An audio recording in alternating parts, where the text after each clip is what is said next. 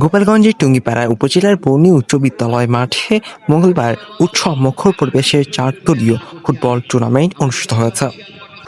Champion হয়েছে পাশবাড়িয়া sports academy এবং runner up হয়েছে বর্ণী ফুটবল একাদশ। টুর্নামেন্টে চ্যাম্পিয়ন দলের জন্য 30,000 টাকা এবং রানার আপ দলের জন্য 25,000 টাকা পুরস্কার নির্ধারণ করা হয়। সকাল 11টায় বর্ণী ইউনিয়নের সাবেক চেয়ারম্যান এম সাজিদুর রহমান মন্টু ও খালিদ হোসেন জমাদ্দার খেলার উদ্বোধন করেন। এ সময় উপস্থিত ছিলেন বর্ণী ইউনিয়ন পরিষদের চেয়ারম্যান পদপ্রার্থী জাহাঙ্গীর, বর্ণী উচ্চ বিদ্যালয় সাবেক প্রধান শিক্ষক রমজান আলী মোল্লা সহ স্থানীয় গণ্যমান্য ব্যক্তিবর্গ, বিভিন্ন রাজনৈতিক ও সামাজিক সংগঠনের নেতাকর্মীরা।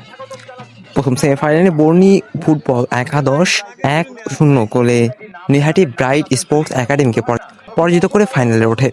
দ্বিতীয় সেমিফাইনালে বাঁশবাড়িয়া স্পোর্টস একাডেমি 2-0 গোলে শহীদ মনসুর স্মৃতি সংঘকে হারিয়ে ফাইনালে জায়গা করে নেয়।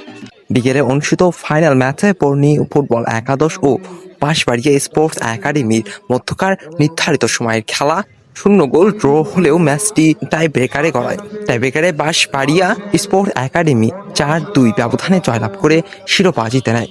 খেলা শেষে K M Sajidur Rahman Montu, Khalid Hossain Jamaddar, chairman পদপ্রার্থী জাহাঙ্গীর এবং অন্যান্য অতিথিরা বিজয়ী ও রানার আপ দলের হাতে ট্রফি ও নগদ পুরস্কার অর্থ তুলে দেন।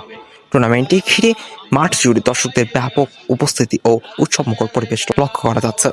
Abdullah Zakaria, desk news, checkpost.